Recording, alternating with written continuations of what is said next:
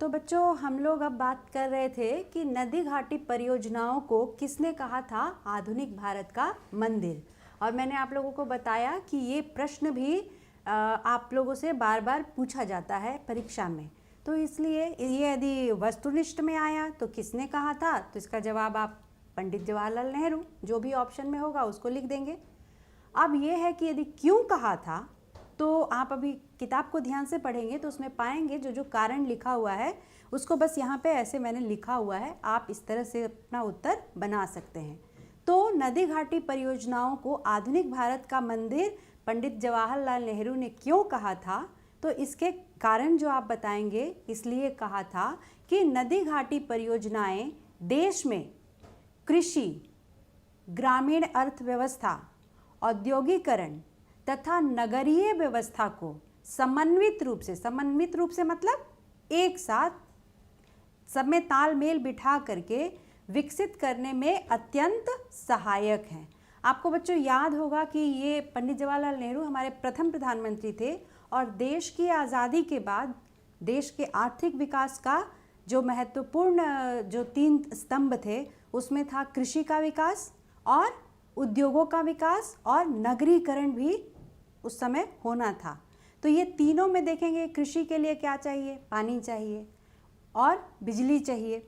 उद्योगों के लिए बिजली ऊर्जा का स्रोत सबसे महत्वपूर्ण, तो पानी का भी इससे पर्पस सॉल्व होता था, ठीक है। और उद्योगों के लिए बिजली का भी इससे प्राप्ति होती थी। नगरीकरण की जो व्यवस्था के लिए चाहिए, क्या चाहिए, पेयजल चाहिए, वहाँ नगरों में भी बिजली चाहिए। तो ये सारी आवश्यकताएं अकेले नदी घाटी परियोजनाएं पूरा करने में ये सब एक साथ भी देखा जाए तो सक्षम थी। यानी ये हमारे ऊर्जा की आवश्यकता भी पूरी कर पा रही थी, हमारे पेयजल की भी समस्या को डील कर रही थी और खेतों में सिंचाई के लिए भी इनसे पानी मिल रहा था। इसी कारण से ये बातें लिखी गई हैं और इसी कारण से हमारे पहले प्रधानमंत्री ने इन्हें आधुनिक भारत का मंदिर कहा। ठीक है, समझ में आ गया? ठीक है, तो इसको विकसित करके ही यदि हम नदी घाटी परियोजनाओं का विकास करते हैं तो इससे क्या होगा, चूँकि कृषि का विकास होगा, ग्रामीण अर्थव्यवस्था का विकास होगा, उद्योगों का विकास होगा, नगरीय व्यवस्था यानी नगरीकरण की जो प्रक्रिया थी उसको इससे व्यवस्थित तरीके से गति दिया जा सकता था। तो देश का सर्वांगीण विकास, बहुआयामी मल्टी डायमेंशनल डेवलपमेंट देश का सुनिश्चित हो पाएगा। इसी सब कारणों से हमारे पहले प्रधानमंत्री ने नदी घाटी परियोजनाओं को आधुनिक भारत का मंदिर कहा। मेरे ख्याल से आप लोगों को ये स्पष्ट हो गया और अब यदि प्रश्न पूछा जाएगा तो आप एक व्यवस्थित उत्तर भली प्रकार से लिख पाने में सक्षम होंगे। अब हम ये समझते हैं कि नदी घाटी परियोजनाओं को बहुउद्देशीय परियोजना क्यों कहते हैं, क्योंकि ये भी प्रश्न आता है कि नदी घाटी परियोजनाएं बहुउद्देशीय परियोजनाएं हैं क्यों या कैसे। तो बहुउद्देशीय पहले हम लोग समझ ले, यानी बहु यानी अनेक, उद्देशीय यानी उद्देश्य। तो ये चूंकि एक परियोजना अनेक उद्देश्यों की पूर्ति करती है इसलिए हम इसे बहुउद्देशीय परियोजना कहते हैं। तो किन किन उद्देश्यों की इससे पूर्ति होती है, इसे क्रमवार रूप में ऐसे लिख सकते हैं। तो पहला है बाढ़ नियंत्रण, ठीक है।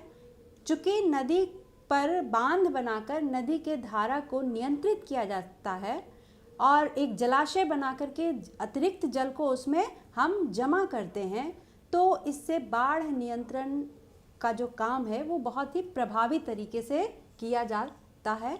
इस कारण हम इसको कहते हैं कि बाढ़ नियंत्रण में सहायक होते हैं। दूसरा है विद्युत उत्पादन, यानी इन परियोजनाओं से हम बिजली बनाने का, जल विद्युत का भी उत्पादन करते हैं, तो हमारा वो भी एक उद्देश्य पूरा होता है। तीसरा पीने एवं सिंचाई हेतु जलापूर्ति, चूँकि पीछे में जहाँ बांध होता है उसके पीछे में एक बहुत बड़ा जलाशय का निर्माण हो जाता है। उस जलाशय के जल का उपयोग हम पेयजल के लिए उसके शोधित करके या फिर हम नहरों के द्वारा सिंचाई के लिए भी उस पानी का उपयोग करते हैं।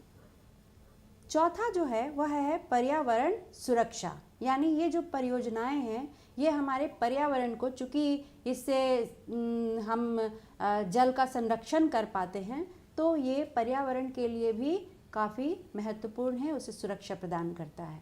मृदा एवं भू संरक्षण, चूँकि इससे जो भूमिगत जल स्तर में सुधार होता है, तो इससे क्या होगा, मृदा का जो है वो बचाव होगा, उसका संरक्षण हो पाता है। तो इस कारण से भी ये बहुउद्देशीय हो जाती हैं। अंतःस्थलीय नौ परिवहन, जैसे मान लीजिए पानी का जो स्तर है उसे हम चाहें तो रिजर्वायर यानी जलाशय जो पीछे में होता है उसकी मदद से नियंत्रित करके निचले भागों में, जो नदी का निचला भाग है उसमें हम जल स्तर को, या फिर उससे जो नहरें निकलती हैं उसमें जल स्तर को मेंटेन करके हम उसका उपयोग स्थलीय नौ परिवहन के लिए कर पाते हैं।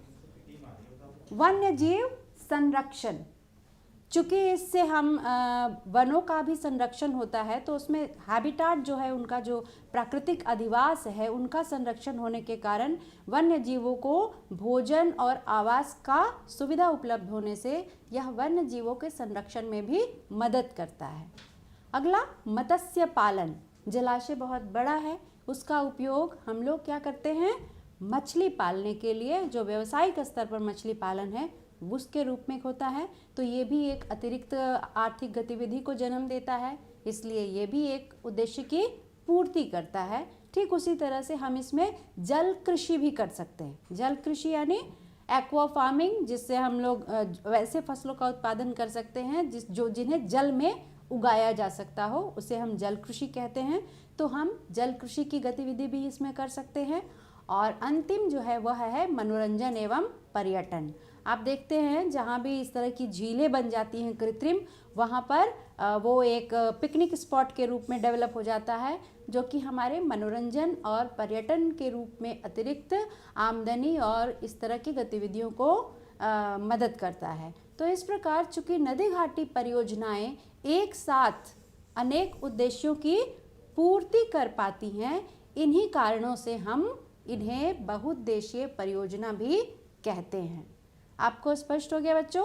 आप चाहें तो एक एक करके इन्हें आप लिख सकते हैं, या आपकी किताब में भी ये सारी बातें लिखी हुई हैं कि किस तरह से क्या क्या उद्देश्यों की पूर्ति नदी घाटी परियोजनाएं करती हैं। तो अब आप दोनों प्रश्नों के उत्तर कर पाएंगे कि इन्हें आधुनिक भारत का मंदिर क्यों कहते हैं, और नदी घाटी परियोजनाओं को बहुउद्देशीय परियोजना क्यों कहा जाता है, या नदी घाटी परियोजनाएं किन किन उद्देश्यों की पूर्ति करती हैं।